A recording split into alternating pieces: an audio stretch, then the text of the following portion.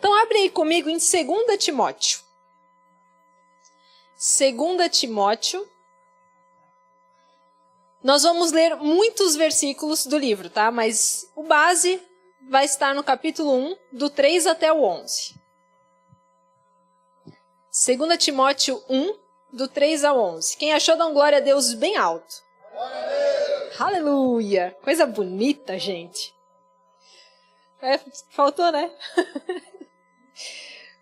2 Timóteo 1, a partir do 3, diz: Dou graças a Deus, a quem desde os meus antepassados sirvo com uma consciência pura, de quem sem cessar faço menção de ti nas minhas orações noite e dia.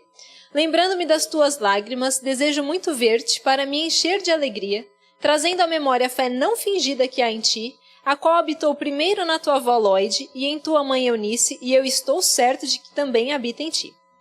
Por este motivo, eu te exorto que despertes o dom de Deus que há em ti, pela imposição das minhas mãos. Porque Deus não nos deu um espírito de timidez, mas de poder, de amor e de moderação. Portanto, não te envergonhes do testemunho do nosso Senhor, nem de mim, que sou prisioneiro seu. Antes, participa comigo das aflições do Evangelho segundo o poder de Deus, que nos salvou e chamou com uma santa vocação, não segundo as nossas obras, mas segundo o seu próprio propósito e a graça que nos foi dada em Cristo Jesus antes dos tempos eternos, e que agora se manifestou pelo aparecimento de nosso Salvador Cristo Jesus, o qual destruiu a morte e trouxe à luz a vida e a imortalidade pelo Evangelho, do qual fui constituído pregador, apóstolo e mestre. Senhor, nós te pedimos que tu fales conosco nessa noite, que o Senhor nos dê espírito de sabedoria e de revelação no pleno entendimento da tua palavra, que o Senhor abra os nossos olhos e que o Senhor ministre a nós, Senhor, para que possamos sair daqui mais cheios da tua palavra, da tua verdade, edificados em ti e preparados para toda boa obra. Senhor, o desejo do nosso coração é receber a tua palavra como uma terra fértil e frutificar para a glória do teu nome. Por isso, neste momento, nós escolhemos levar cativo todo o pensamento à obediência de Cristo.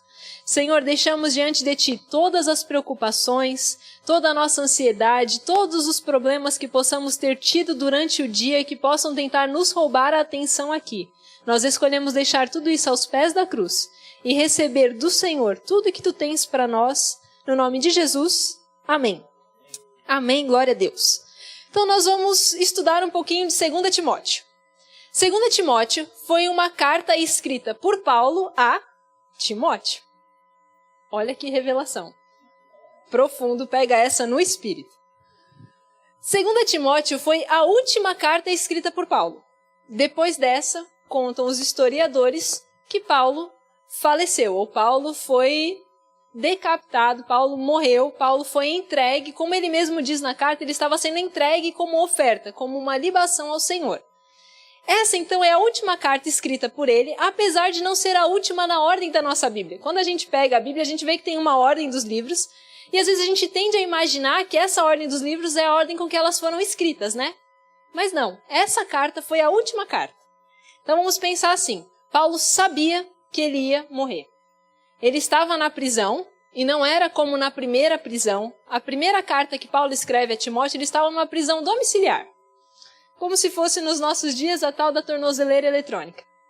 A pessoa estava em casa, podia receber pessoas, e dali ele evangelizou toda a guarda romana, ele recebia a visita dos irmãos na fé, ele compartilhava da fé, ele estava numa situação desfavorável, mas de todas não era a pior.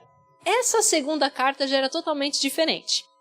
A primeira prisão de Paulo era porque ele estava preso por ter sido perseguido pelos religiosos ou pelos judeus daquela época. Ele estava sendo perseguido porque ele estava pregando, segundo os judeus, uma heresia. O que Paulo pregava?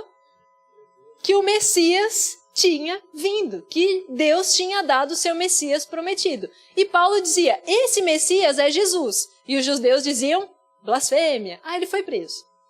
Essa segunda prisão foi diferente. Na época de Paulo tinha um tal do imperador meio louco chamado Nero. Nero era um pouco maluco. E Nero, porque queria construir uma cidade, botou fogo em Roma inteira. queimou Roma todo e botou a culpa em quem? Nos cristãos. Aí, além da perseguição religiosa que existia, os cristãos começaram também a serem perseguidos pelos políticos. E aí é nessa situação que Paulo é preso, e dessa vez não mais em casa, mas numa masmorra, num lugar frio, úmido, gelado, pequeno. Quem já foi para a Itália vai poder, e se visitou, vai poder dizer que era um lugar bem pequenininho. E foi desse lugar que Paulo escreveu essa carta a Timóteo. Então vamos ter esse cenário. Imagina, ele sabia que ele ia morrer. Ele sabia que ali era o final dele. Então você imagina, o que será que um apóstolo escreveria para o seu filho na fé, sabendo que depois disso ele morreria? Acho que não seria um oi no WhatsApp, né? Essa carta revela os desejos mais profundos de um pai para com seu filho, mas também revela o desejo de um apóstolo que sabe que está passando, mas que o evangelho precisa permanecer. Essa carta mostra a preocupação de alguém que entregou a sua vida, porque é nessa carta que Paulo fala assim: eu combati o bom combate, completei a carreira e guardei a fé. Paulo estava preocupado para que Timóteo não desviasse, antes permanecesse firme na fé, mas Paulo estava também preocupado para que o evangelho continuasse. Porque imagina, o povo estava sendo perseguido, tanto por religiosos quanto por autoridades políticas. Será que começou a surgir gente pregando um outro evangelho, uma outra história, talvez um pouco mais leve? Com certeza. Será que pessoas começaram a desviar na fé, já que estavam sendo perseguidos, para não morrerem? Também. Então, nessa situação, nesse contexto todo, é que Paulo escreve essa carta. Mas para nós entendermos essa carta, nós precisamos ter muito claro algo na nossa mente. O que é o evangelho? Paulo, nessa carta, vai nos dar 4 responsabilidades que precisamos ter diante do evangelho. 4 responsabilidades que ele deu ao seu filho, Timóteo, filho na fé, e que Deus quer hoje falar com a gente também. Então, para a gente entender primeiro o que Paulo queria falar para Timóteo, nós precisamos ir lá para Romanos. Abre aí comigo em Romanos, mas deixa marcadinho 2 Timóteo, porque a gente vai voltar muito nele. 2 Timóteo. Lindos! Estão tudo comigo. Pior é que eu nem posso dizer que era só para ver se vocês estavam comigo, porque se eu disser isso eu vou estar mentindo. Romanos 1, a partir do verso 16. Daqueles textos que a gente meio que sabe de cor, mas só não sabia que estava ali. Romanos 1, 16 diz: não me envergonho do evangelho, pois é o poder de Deus para a salvação de todo aquele que crê. Primeiro do judeu, depois do grego. Pois nele se descobre a justiça de Deus de fé em fé, como está escrito, o justo viverá da fé. Certo, quem escreveu Romanos? Paulo. Paulo escreveu essa carta aos Romanos. E nessa carta ele define o que é o evangelho. O que ele disse que o evangelho é? O poder de Deus para quê? Para a salvação de todo aquele que crê. O evangelho não é uma religião qualquer. O evangelho não é uma ideia da cabeça dos crentes. O evangelho é o poder de Deus para a salvação de todo aquele que crê. A palavra do Senhor diz que não existe outro nome, nos céus ou na terra, pelo qual importa que sejamos salvos. O evangelho revela que através de Cristo Jesus, Deus nos salva. O evangelho revela que através de Cristo Jesus, Deus nos fez aceitáveis a Ele. A palavra diz, porque o evangelho é o poder de Deus para a salvação de todo aquele que crê. O único pré-requisito para receber a salvação é crer. Mas aí eu te pergunto, crer no quê ou crer em quem?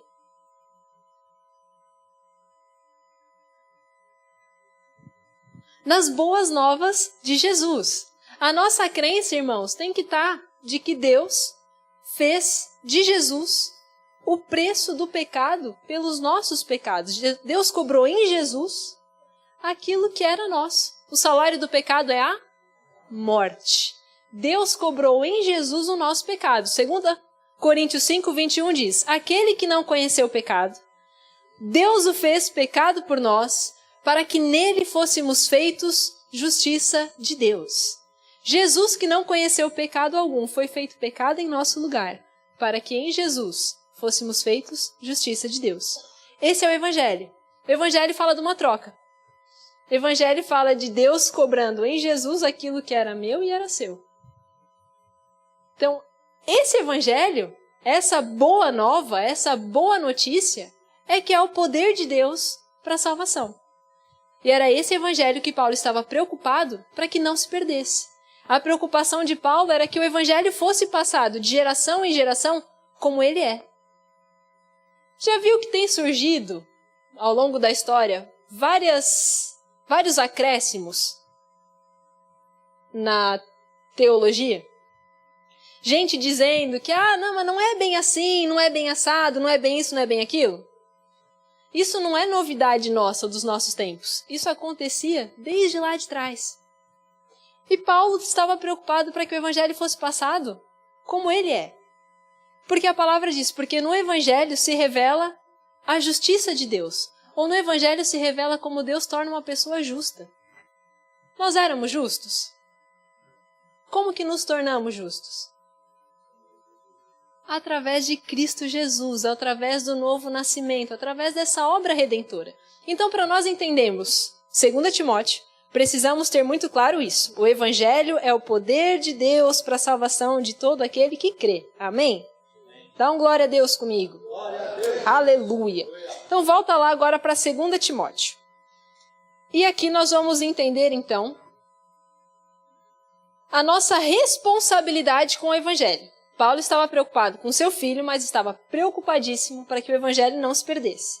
E olha o que ele diz em 2 Timóteo 1, a partir do verso 13. Ele diz: conserva o modelo das sãs palavras que de mim tens ouvido, na fé e no amor que há em Cristo Jesus, e guarda o bom depósito mediante o Espírito Santo que habita em nós. Irmãos, a nossa primeira responsabilidade com o Evangelho é de guardar o Evangelho. Paulo fala, guarda esse bom depósito. Essa palavra, depósito ou bom depósito, no original traz a ideia de algo muito precioso e que deveria ser guardado tal como ele era. Quem aqui tem receita de família? Aquela coisa que aprendeu da bisavó, que aprendeu com a avó e que tem. Isso é guardado assim, meio que a 7 chaves, não é? Na minha família aconteceu uma tragédia, irmãos. Uma tragédia muito grande. Existia uma receita de arroz doce maravilhosa. Existia o melhor arroz doce. Quem fazia era a minha avó materna, a avó Maria. Só que nenhum de nós se preocupou em aprender com a avó Maria como fazia o tal do arroz doce. A minha avó faleceu, tem 14 anos. Irmãos, tem 14 anos que a gente tenta. Mas o arroz doce igual dela, não tem. Algo que deveria ser guardado, uma tradição de família, foi perdido. E é essa preocupação que Paulo tem. Paulo fala para Timóteo, Timóteo, guarda o Evangelho. Guarda o Evangelho como ele é. Guarda segundo o modelo que você recebeu. Ele fala, conserva o modelo das sãs palavras que de mim tens ouvido. A gente tentou fazer a receita da avó botando um pouco mais de leite condensado, um pouco menos de leite, um pouquinho mais daquilo. Irmãos, não é a mesma coisa. Evangelho adulterado não é evangelho. Paulo fala para nós, guarda o Evangelho. Protege, não deixa contaminar. Se você soubesse que na sua água tem 5% de contaminação, você tomaria? 2% de contaminação? 0,5%. Por que não, gente? Tem 99,5% de água boa. Porque a gente sabe que um pouquinho de contaminação contamina tudo. O Evangelho precisa ser por nós guardado, porque Evangelho, um pouquinho só contaminado que for, deixou de ser Evangelho. O poder do evangelho está na pureza dele. O poder do evangelho está em ele ser pregado como ele é. Pastor Levi pregou domingo aqui e falou sobre a tal da porta estreita. E falou do caminho estreito. Seria muito mais fácil se a porta que levasse para a vida eterna fosse uma porta larga, não seria, gente? Um caminho largo, meu Deus, como seria bom, bem mais fácil. Mas não, a palavra diz que a porta que nos leva à salvação é a porta estreita. E que o caminho também é estreito. Se eu tentar dar uma largadinha nesse evangelho para ficar mais confortável, deixou de ser evangelho. E Paulo fala para Timóteo, Timóteo, guarda. Timóteo, guarda isso. Não deixa contaminar. Se levanta contra aquilo que vierem falar, porque o evangelho não pode ser adulterado. Hoje em dia tem muita gente pregando um evangelho, falando um evangelho que não é evangelho. Nós não podemos ser assim. Nós precisamos ser daqueles que conservam a sã doutrina. E nós só conseguimos fazer isso, irmãos, pelo poder do Espírito Santo que habita em nós. Então a nossa primeira responsabilidade com o evangelho é guardá-lo. Mas não termina aí. Aí Paulo vai lá para o capítulo 2 e fala para Timóteo. Verso 1. Tu, pois, meu filho, fortifica-te na graça que há em Cristo Jesus. E o que de mim, através de muitas testemunhas ouviste, confia-o a homens fiéis, que sejam idôneos para também ensinarem a outros. Sofre, pois, comigo as aflições como um bom soldado de Cristo Jesus.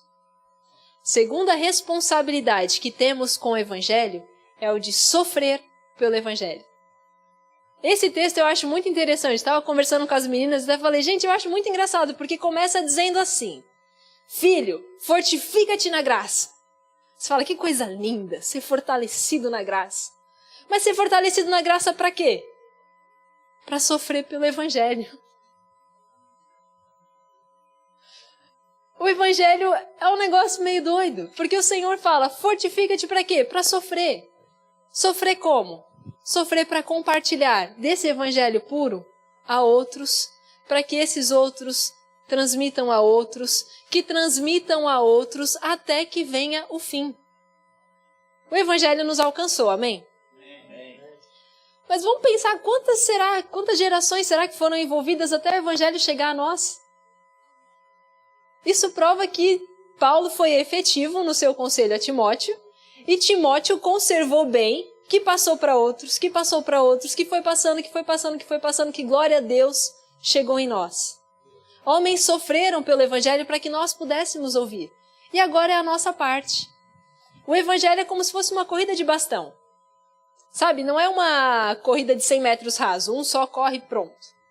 O Evangelho é um vai passando o bastão para o outro, que vai passando, até que o nosso amado volte. E por isso o Senhor nos chama a sofrer pelo Evangelho. Olha o que ele diz no verso 8. Nesse capítulo 2. Ele diz, lembra-te de que Jesus Cristo, que é da descendência de Davi, ressurgiu dentre os mortos segundo o meu Evangelho, pelo qual sofro a ponto de ser preso como malfeitor, mas a palavra de Deus não está presa. Gente, Paulo é fantástico. Ele estava preso e fala, gente, eu estou preso, mas a palavra não está. Eu estou preso, mas o Evangelho não está. E aí ele diz, por este motivo, tudo suporto, por amor dos eleitos, para que também eles alcancem a salvação que está em Cristo Jesus, com glória eterna. O Senhor nos chama a sofrer pelo Evangelho, para que mais vidas possam alcançar a salvação. É ou não é um privilégio nosso? Paulo fala, olha, eu posso sofrer como malfeitor, mas a palavra está livre. A nossa vida aqui na Terra é um curto espaço de tempo comparado com a eternidade. Pensa que privilégio vai ser a gente lá na eternidade olhar e falar, poxa, Senhor, foi pela tua graça que o Senhor me permitiu compartilhar do teu Evangelho com esse irmão precioso aqui. Nós estamos juntos te celebrando, nós estamos juntos honrando ao Cordeiro que venceu. Que maravilhoso vai ser estar na eternidade, gente. Então nada do que a gente sofre aqui na Terra, por amor ao Evangelho, vai se comparar à alegria de ouvir do nosso amado. servo bom e fiel. Foste fiel no pouco. Entra no gozo do teu Senhor. Nada do que venhamos a sofrer, irmãos, pelo Evangelho, se compara ao que Cristo sofreu por nós, para que pudéssemos ter a vida eterna. Então o Senhor nos chama, sofre pelo Evangelho. Sofre. Paulo fala para Timóteo, Timóteo, procura apresentar-te a Deus aprovado, verso 15, como obreiro que não tem do que se envergonhar e que maneja bem a palavra da verdade. Ele fala, Timóteo, foge de conversa que não vai levar a lugar nenhum. Timóteo, foge de gente que vai tentar te enrolar, mas que isso não vai chegar. Fica firme no que você ouviu. Sofre como um bom soldado. Eu assisti esse filme que o Mel Gibson lançou agora por último, acho que Até o Último Homem. Tem no Netflix, filme maravilhoso. Chorei litros. O filme conta a história de um cristão que foi para a guerra e decidiu não pegar em armas. Ele decidiu que ele não ia usar armas, que ele não ia tirar a vida de ninguém. Pelo contrário, ele ia para a guerra para ajudar. Não vou te dar spoiler do filme, mas o filme mostra uma pessoa comprometida em salvar vidas. Ele orava para Deus já exausto e dizia, Senhor, ajuda-me a salvar mais um. E a cena se repetiu e se repetiu e se repetiu. E esse homem foi honrado por ter, na guerra, salvo mais gente do que o exército todo que estava lá. Ele não teve a vida dele por preciosa, e Paulo fala isso. Senhor, em nada eu tenho a minha vida por preciosa, contando que eu cumpra com alegria a carreira que me está proposta. Então, irmãos, sofrer pelo Evangelho, para nós, é um grande privilégio. Sofrer pelo Evangelho, para nós, deve ser motivo de alegria. Mas Paulo não termina aí. Paulo fala para Timóteo, no capítulo 1, guarda o Evangelho. No capítulo 2, sofre pelo Evangelho. Mas no 3 ele diz, permanece no Evangelho. Olha o que diz a partir do verso 1. Capítulo 3 de 2 Timóteo, verso 1 diz, sabe, porém, isto, nos últimos dias sobrevirão tempos difíceis. Paulo estava profetizando, né? Pois os homens serão amantes de si mesmos, gananciosos, presunçosos, soberbos, blasfemos, desobedientes a pais e mães, ingratos, profanos, sem afeição natural, irreconciliáveis, caluniadores, sem domínio de si, cruéis, sem amor para com os bons, traidores, atrevidos, orgulhosos, mais amigos dos prazeres do que amigos de Deus, tendo aparência de piedade, mas negando-lhe o poder. Afaste-te também destes. Será que mostra aqui realidade dos últimos dias? Paulo fala, sabe, porém, Timóteo, vai vir dias difíceis. Mas olha o que ele diz no verso 12. E, na verdade, todos que desejam viver piedosamente em Cristo Jesus padecerão perseguições. Os homens maus e enganadores, porém, irão de mal a pior, enganando e sendo enganados. Quanto a ti, porém, permanece naquilo que aprendeste e de quem estás convicto, sabendo de quem o tens aprendido. Paulo fala para Timóteo, Timóteo, eu sei que nos últimos dias as coisas vão ficar complicadas. Tu, porém, permanece no que você tem aprendido. Sabe aquele papo de mãe? Quando tá todo mundo fazendo errado, daí a gente chega pra mãe, ou chegava pra mãe e falava, mas mãe, o fulaninho tá fazendo isso. O que a mãe dizia pra nós? Você não é fulaninho, você não é todo mundo. A impressão que eu tenho com esse texto é que Paulo tá falando assim, Timóteo, eu sei que vai ficar complicado, eu sei que todo mundo vai fazer errado, eu sei que as pessoas vão se tornar irreconhecíveis do tanto que elas vão amar mais a si do que a Deus. Tu, porém, permanece no que você aprendeu. É como se o Senhor estivesse dizendo para nós, eu sei, filho, eu sei que estão fazendo errado. Você, porém, permanece. Senhor, mas estão fazendo errado lá e ninguém está falando nada. Eu sei, tu, porém, permanece. Senhor, mas tem não sei. Tu, porém, permanece. Eu vejo um pai falando para um filho, você não é todo mundo. Tu, porém, permanece no caminho que é estreito. Se alguém quiser vir após mim, Negue-se a si mesmo, dia após dia, tome a sua cruz e siga-me. O Senhor nos chama a permanecer no Evangelho.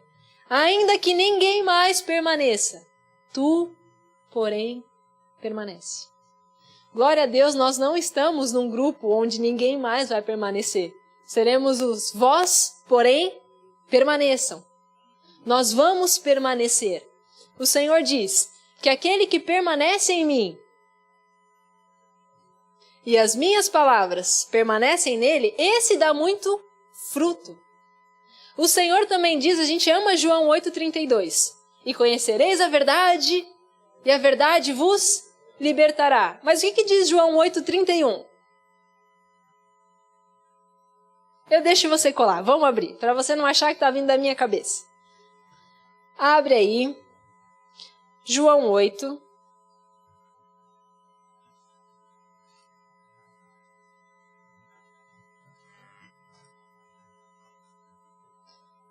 João 8 diz assim: Disse Jesus aos judeus que criam nele, verso 31, se permanecerdes no meu ensino, verdadeiramente sereis meus discípulos. Então conhecereis a verdade, e a verdade vos libertará. Sermos libertos pela verdade é uma condicional de permanecermos no ensino. Paulo diz para nós, permanece no Evangelho, não desvia do Evangelho, fica firme no Evangelho. Os últimos dias são difíceis? São. A palavra já estava dizendo isso para nós. Deus não foi pego de surpresa e o Senhor nos deixa a palavra para que a gente também não seja pego de surpresa. São dias difíceis. Qual que é a nossa função? Permanece. E Paulo não termina aí. Corre lá comigo de novo para 2 Timóteo. O que ele nos ensina no primeiro capítulo? Guardar o Evangelho. E no segundo? No terceiro? E o que será que ele nos ensina no quarto? Capítulo 1, versículo 1 do capítulo 4 diz: Exorto-te, pois, diante de Deus e de Cristo Jesus, que há de julgar os vivos e os mortos na sua vinda e no seu reino. Prega a palavra. Insista a tempo e a fora de tempo. Admoesta, repreende e exorta com toda longanimidade e ensino. Porque virá tempo em que não suportarão a sã doutrina, mas tendo coceira nos ouvidos, se cercarão de mestres segundo as suas próprias cobiças, e se recusarão a dar ouvidos à verdade, voltando às fábulas. Tu, porém, olha o tu, porém, de novo. Tu, porém, sê sóbrio em tudo, sofre as aflições, faze a obra de um evangelista, cumpre bem o teu ministério.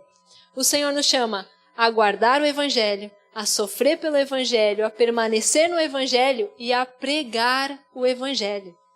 Nós somos o canal de Deus para levar essa boa nova de salvação ao mundo. O que eu acho lindo nesse texto é que Paulo fala para Timóteo, Timóteo, cumpre a obra de um evangelista. Timóteo era um cara meio tímido, era jovem. Paulo estava dizendo para ele assim, ó, reaviva o dom que há em ti. Então quer dizer que Timóteo estava dando uma desanimada em meio a tantas situações. E pode ser que Timóteo falasse, pois é, Paulo, assim, eu não tenho chamado para evangelista. Porque tem gente que tem uma facilidade para chegar e falar de Jesus que é um negócio impressionante, não é? A pessoa está no ponto de ônibus e já evangelizou alguém. Você fala, meu Deus, como? Tem gente que tem essa facilidade. Tem gente que já fica pensando, como é que eu falo? Eu começo falando do clima, eu começo falando do... E passa 1000 coisas na cabeça de como começar o assunto para falar de Jesus. Então, eu entendo que Timóteo pudesse olhar e falar assim, Paulo, eu sou mais tímido, meu chamado é para ensino, deixa que os evangelistas evangelizem, olha que coisa linda. Eu fico aqui ensinando e pastoreando. Não podia? Acho que Paulo, conhecendo bem o filho na fé que ele tinha, ele fala, você, Timóteo, prega a palavra e cumpre a obra de um evangelista. Irmãos, pregar o evangelho é responsabilidade de todos nós. Todos nós que nascemos de novo temos essa responsabilidade de levar a Cristo, de falar de Cristo, de viver Cristo. Vai ter gente que vai fazer isso para uma multidão, glória a Deus, os evangelistas. Vai ter gente que vai fazer isso num a um. Vai ganhar um amigo, vai ganhar um parente, vai ganhar um vizinho, vai convidar o amigo para ir no GC. e vai cumprir essa obra, porque o nosso chamado é também de pregar o Evangelho. Essa carta de 2 Timóteo nos ensina que pessoas passam, mas o Evangelho permanece. Essa carta nos mostra de que mais do que obreiros, o Evangelho é que precisa ser guardado. Às vezes a gente se acha muito importante. Mas olha como eu... E Deus mostra, olha, vai passar. Paulo passou. Paulo combateu o bom combate, guardou a fé, completou a carreira. Inverti tudo. Glória a Deus. Mas deu para entender, né? E ele nos ensina que a nossa função deve ser essa. Não ter a nossa vida por preciosa, mas ter o Evangelho precioso. Guardando ele, sofrendo por ele, permanecendo nele, pregando esse Evangelho. Para que a gente possa ouvir do nosso amado Senhor, well done, tudo certo, filho, fez bem. A nossa vida aqui na terra é só uma passagem, nós somos peregrinos. O apóstolo Melvin que diz, né, temos uma vida e ela logo passará, somente o que for feito em Cristo permanecerá. Somente o que fizermos em prol desse Evangelho verdadeiro, irmãos, é o que vai permanecer. É isso que importa, é isso que conta, é para isso que nós estamos aqui. Amém? Amém? Amém? Amém?